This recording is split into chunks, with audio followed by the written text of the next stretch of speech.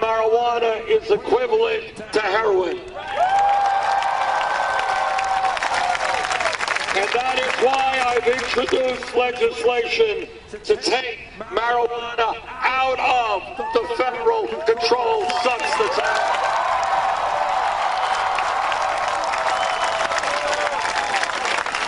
Millions of Americans now have police records because of possession of marijuana, and lives have been ruined. Now, states make the decisions, not the federal government, regarding legalization of marijuana, but possession should not be a federal crime.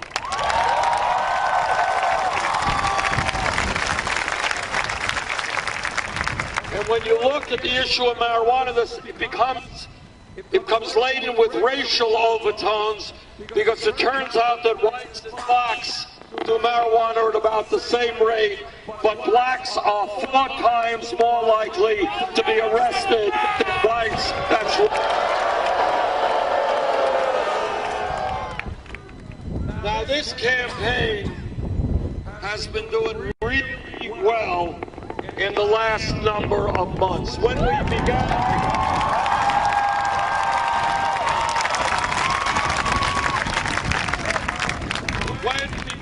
we were about 3% in the polls.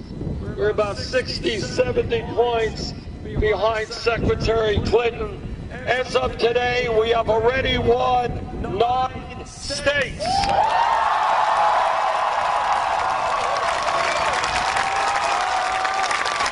And we just pulled off a major upset in Michigan.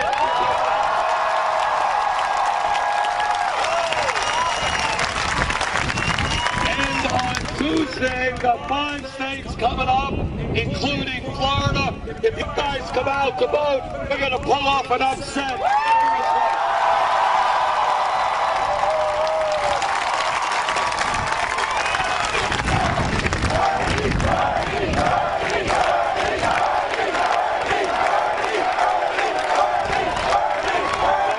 This campaign has been doing well, because we are listening to the American people, and not just wealthy campaign contributors.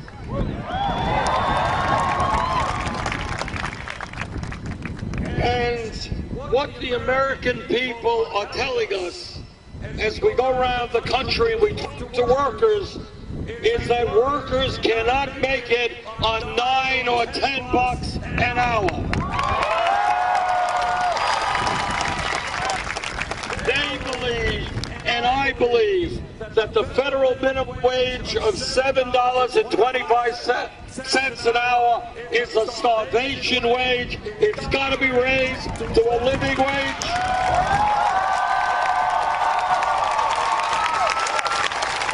And that living wage should be $15 an hour.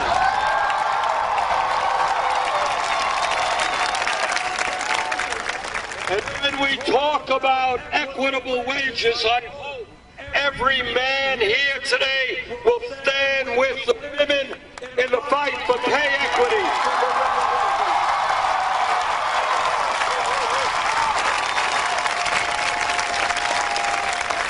Women in America should not be making 79 cents on the dollar compared to men. That's old-fashioned sexism. We're going to change that.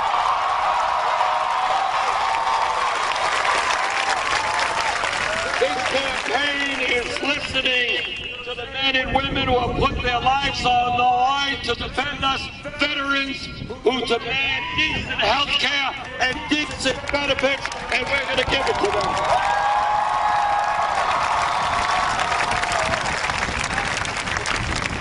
This campaign is listening to young people. What I hear from young people is, why is it that you've got to leave school, leave college, leave graduate school, $50,000 or $100,000 in debt?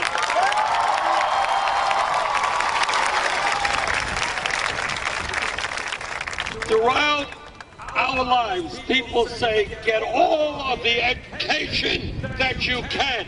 It's good for you, it's good for your country, and that is right. People should not be punished for getting the education that they need to be rewarded.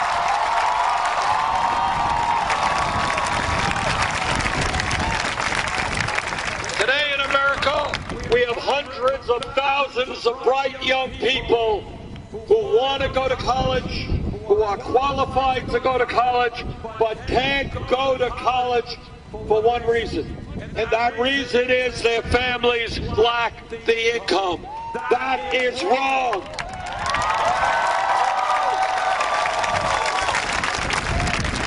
Now, 50 years ago, when we talked about public education, it was great to talking about free education, first grade through 12th grade. The world has changed. Today, a college degree in many respects is the equivalent to what a high school degree was 50 years ago. And that is why I believe that when we talk about public education today, we've got to be talking about making public colleges and universities tuition free.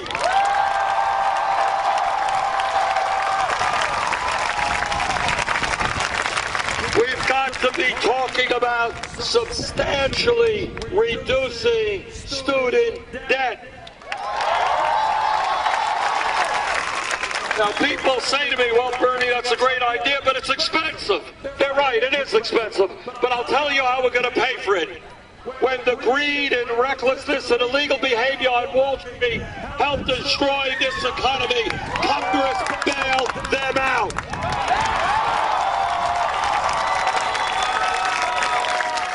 I believe that we should impose a tax on Wall Street speculation. It's Wall Street's turn to help the middle class today.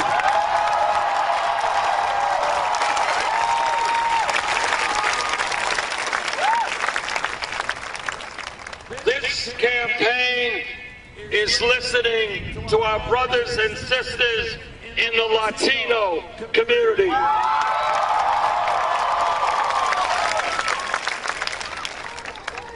And what they are saying is they are tired of living in the shadows, living in fear. They want comprehensive immigration reform and a path toward citizenship. And they are right. That's what I will fight for as president. And if Congress does not do its job and pass comprehensive immigration reform, we're going to use the executive powers of the president to do everything we can.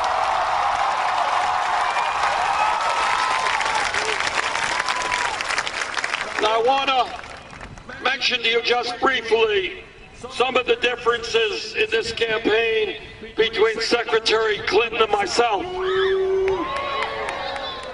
Number one,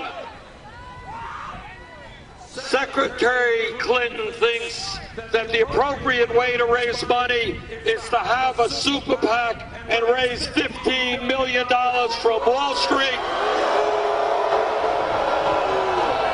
raise millions from the fossil fuel industry, and millions more from the drug companies. Well, that's not the way we raise money in our campaign.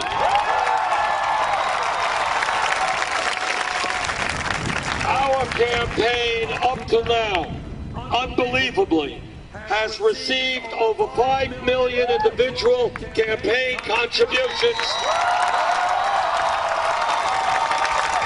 Not from Wall Street, not from the drug companies, not from the fossil fuel industry, but from ordinary Americans. Anybody here know what our average contribution is? $27.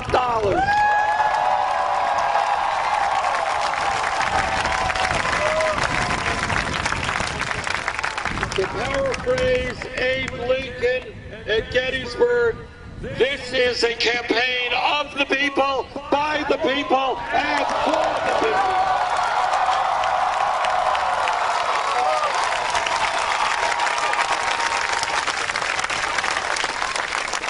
As Congresswoman Gabbard just told you a moment ago, Secretary Clinton and I have some very different points of view regarding foreign policy. The most important foreign policy decision made in the modern history of this country was the war in Iraq. I listened to what President Bush and Vice President Cheney and all the rest had to say on that war. I believe they were not telling the truth. I voted against that disastrous war.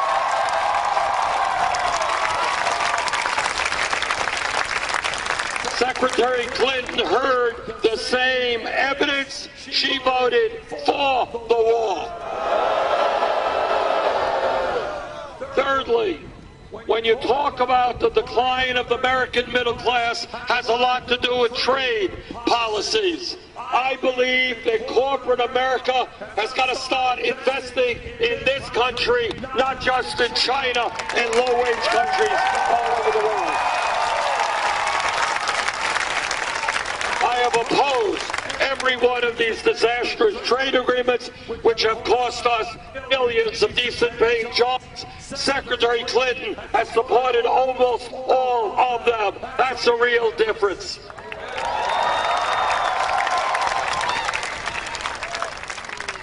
Now, you know, the American people are angry, and they have reason to be angry. They're working longer hours for low wages. They're seeing almost all new income and wealth going to the top 1%. What this campaign is about is creating an economy that works for all of us, not just the people on top.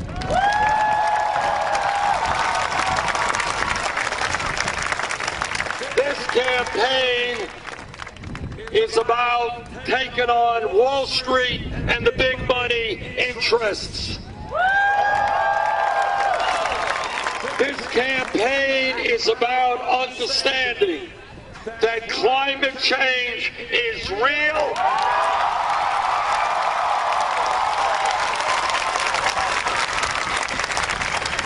That climate change is caused by human activity.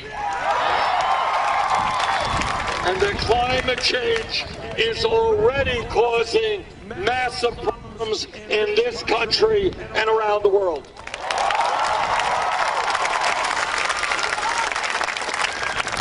Now we have a moral responsibility to future generations to have the courage to take on the fossil fuel industry and transform our energy system.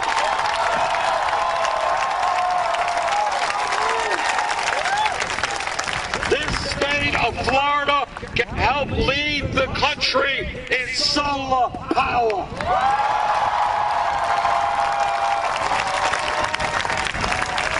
We can move toward wind and other sustainable technologies. Now let me connect some dots here and show you what a corrupt campaign finance system is. There is almost no Republican, and certainly no Republican candidates for president, who have the guts to for you and tell you exactly what the scientific community is saying.